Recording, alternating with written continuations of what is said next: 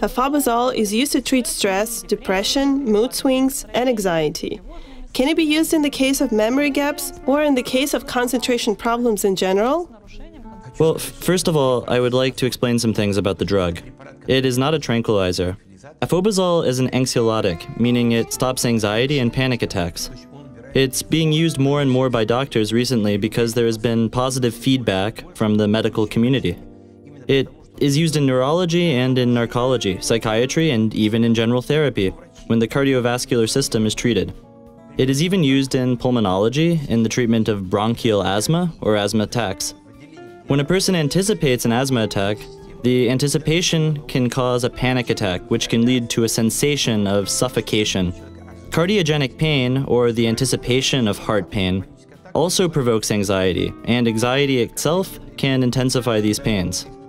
This drug is interesting in that it treats anxiety and fear, and helps patients to improve their concentration and memory. As this drug is not a nootropic, it doesn't directly affect memory and attention, but given that it alleviates anxiety, the mind is able to better concentrate on these things. People notice that when they are taking this drug, panic and anxiety is reduced, and as a result, memorization is improved. For doctors, this is very useful because we are often treating several symptoms at the same time. But patients who are interested in or have already been prescribed this drug need to understand that results will not be significant right away. Afobazole has a cumulative action. The indications state that the maximum concentration of the substance is reached after 4 weeks of use. But people tend to want results immediately, so it's not uncommon for patients to end treatment earlier than indicated. Yes, there are some drugs in medicine that don't take effect straight away. We're used to people expecting an immediate result, especially when we're dealing with anxieties and phobias. These conditions can be very agonizing for the patient, and they can last for months and even years. We tell patients they need to be aware that the drug takes effect gradually. Eventually, the patient should feel they've reached a kind of balance. Their condition is not better, but it is not worsened either. Eventually, symptoms should disappear completely. We try to prepare our patients for this when we prescribe the drug. Again, the main thing is that this drug is not toxic. It is unique in that it has very few side effects. It can be used for extended treatments, not only for a month and a half, but even up to 3 months. This is useful in cases where symptoms have greatly diminished, but the patient continues to experience anxiety and fear of relapse. This must be treated, but it takes time for the patient to be convinced that they've recovered.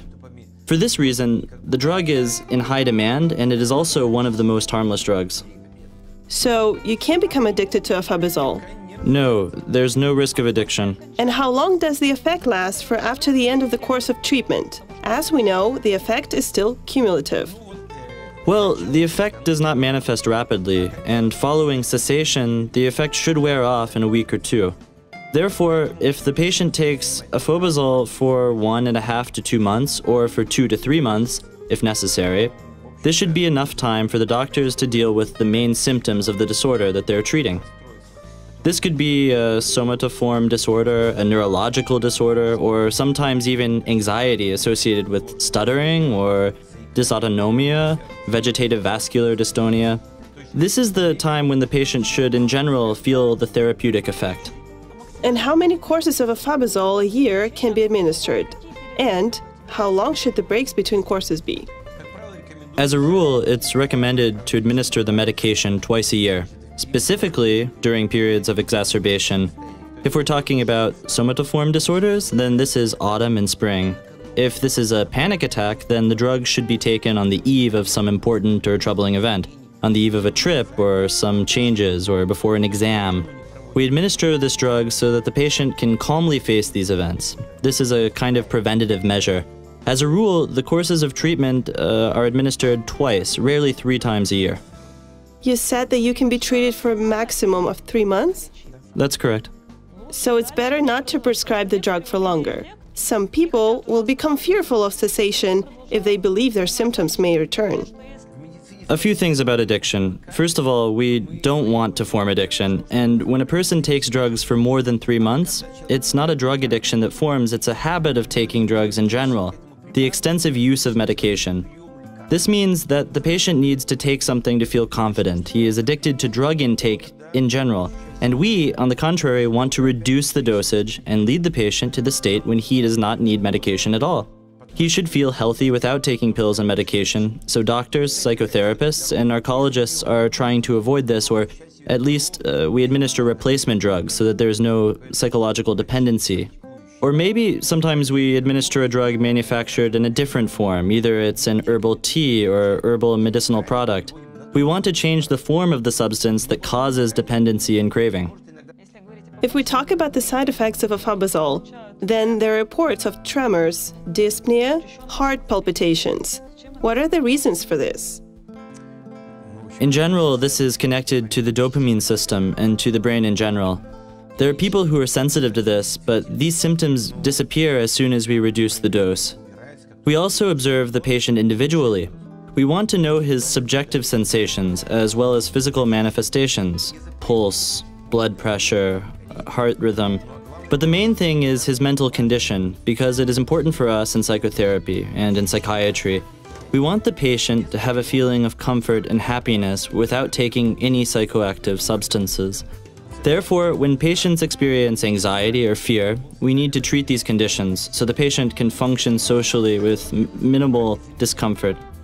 Then, we replace his dependency on the drug with other methods. Physical therapy, this is psychotherapy, it's breathing techniques, etc. It's not all about medication. We're talking about a drug that is widely used and has low toxicity. However, it is still a chemical drug. Imagine this. A dose of 10 milligrams, this is 1 tablet, and it affects all of our 70 or 80 kilograms of weight.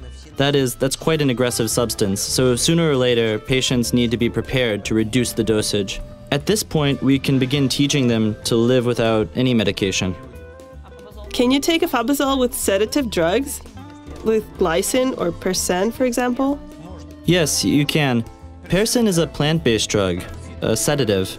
Glycine is an amino acid. Its action, which strengthens and calms the nervous system, makes you resistant to stress. This is what's called a complex therapy. In complex therapy, the usage of this drug is harmless. It's also a drug that acts for a very long time, and to have an effect, one must take it for a very long time. Many people say, "Doctor, I take glycine and nothing happens." But this is because it's a drug that works over time, and when you take it regularly. It helps you feel calmer and more confident.